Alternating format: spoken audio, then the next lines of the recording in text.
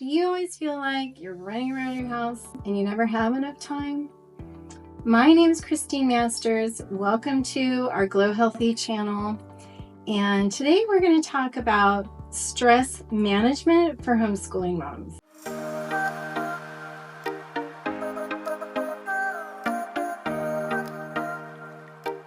This is really dear to my heart, being a homeschool mom for many, many years. I have found some simple little tricks that really help me to manage my time better and feel like I can get things done in a timely fashion and not feel like a crazy person. So come on and join me and let's explore these ideas together. So the first idea would be time blocking. Time blocking is the idea that during the hours of, let's say, 7 and 9, we are getting ready for the day, we are eating breakfast, and we're cleaning up and starting laundry. We're doing all the tasks that we need to get done during those hours before we start our school. So 7 to 9 is our getting ready time. Then from like 9 to 11:30, we're really focused on school. So that is, all the kids' assignments, and it's just a focused time. Maybe we're taking a break for recess and snack and making sure the kids are getting hydrated. And then we're diving back into school during those hours. And, then you have your lunch break from like 11:30 to maybe 1 o'clock. And you're taking time to get a nutritious lunch and enjoy your kids and think about all the tasks for the afternoon. And if you're a work from home mom, maybe the afternoon looks like, 1 or 1:30, you are starting your job while your kids are doing independent work without you. So really taking into consideration what are the things that I need to do, and then blocking out time for all those things. It doesn't have to be 8 o'clock, I've got to have this, and 10 o'clock, I've got to have that. I don't know about you, but that just stresses me out.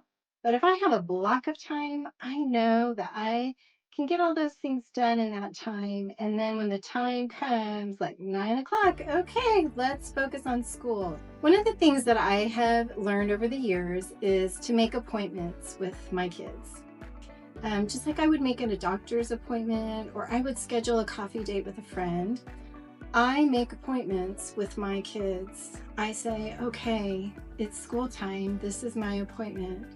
And I really try to not let my phone distract me and, the other emergencies, not real emergencies of life, but really try to stay focused during that time. And that would be true not just of school, but prioritizing other things like time with your husband, or time for exercise. Just make appointments with yourself so that you know what your priorities are. The next thing I thought we could talk about are some breathing techniques and some mindfulness exercises. Now, I have found breathing techniques to be super helpful for me because I tend to get stressed and I feel it in my belly and I feel my body tightening up, and my breathing is very shallow, so I'm really not getting the oxygen I need. And when I learned how to slow down and take some deep breaths, maybe add some essential oil, really to calm myself down, calm my nervous system down, and help me to refocus, that really benefited my life and my family's life. It's that old notion, if mama ain't happy, ain't nobody happy. And it is so true. Us as moms, we set the tone for our homes. If we are grumpy, guess what? Probably everybody else is going to be grumpy too. And if we're happy, probably they're going to be happy too. So really, besides breathing, being mindful of how you're feeling. Even this morning, I was snapping at my kids and I thought to myself, why am I snapping? And I realized, you know what, girl, you are hungry. You need to go eat. So I stopped myself at that moment And I made my breakfast so that I could eat. I knew I needed food. So stopping and just saying, Mama, what do you need? Do you need to eat? Do you need to have a drink? Do you need to take a nap? Do I need to go for a walk? What do I need? And really support my body so then I am able to support my family the way that I need to and the way that I really want to. One of my go-tos is my drink. This is my precious water bottle that I got with my daughter when we visited her and her family. And I love filling this up with my adrenal support drink. So I wanted to show you what I put in it. Now you might think I'm a little crazy. And yes, you have to get used to the taste. It's a little strong. But I'm telling you, if you try it, you are gonna feel a difference. It makes you feel so much better. It supports your energy. It helps your mind be clearer. And it just puts you in a good mood. So trust me, you should try it, especially if you've had any adrenal issues or you feel like you're an emotional mess. This drink is gonna help you. So this is what we do. We put about a 1/4 cup of lemon juice. We put about a tablespoon of the apple cider vinegar. Now, the recipe calls for, I think, a 1/2 teaspoon of turmeric and a 1/2 teaspoon of ginger. If you need to start out smaller with these stronger ones, like the apple cider vinegar or, the turmeric or ginger, I would suggest start out small and then just add as you get used to the taste. It will make the adjustment so much easier.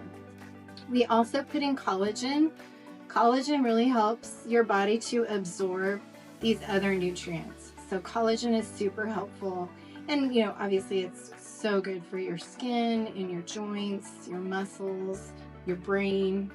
And then we don't use sugar. We like stevia. Now you might like sugar or honey or maple or whatever you use. You use what you use. We use stevia and we just put a little bit, not a whole lot, maybe 1/8 of a teaspoon, maybe more. Depends on how sweet you like it. It does sweeten it really good. Now I like to get a whisk and really get in there and whisk it all really good because I want it all blended in. I don't want everything down at the bottom of my water bottle. That's gross.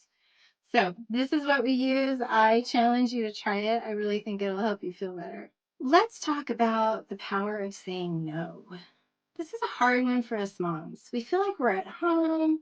We should be able to do more things for people, maybe outside of our home. Maybe the neighbor needs help walking their dog, or maybe a friend needs help cleaning her house, or maybe someone's asking us to do an errand.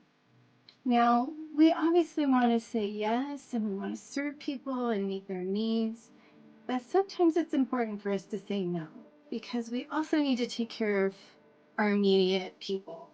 And so, one of the ways that makes it easier to say no is if you prioritize your time.